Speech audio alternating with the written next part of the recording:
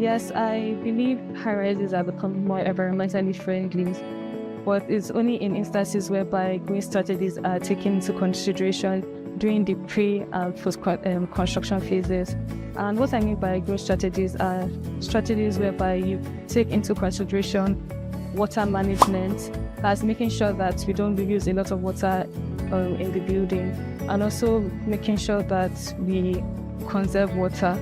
Another green building strategy is improving indoor air quality.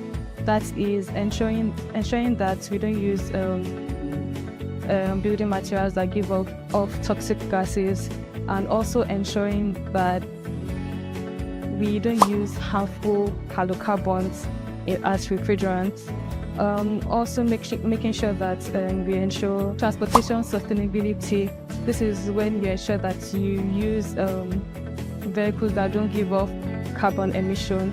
That's ensuring that you take into consideration for electric cars.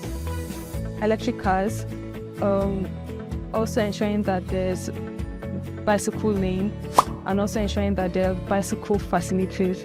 Also ensuring that the building is energy efficient. That's by trying to conserve energy and also using renewable energy like solar panels. So in the office, we try as much as possible to make sure our buildings are LEED and EDGE certified. So one of the buildings that we've worked on, which is the Pantheon, it's a commercial high-rise. It is both LEED and EDGE certified. Another building we're currently working on, which is Shambhala FLE, is also a commercial building. We're also trying to make sure that it is LEED certified.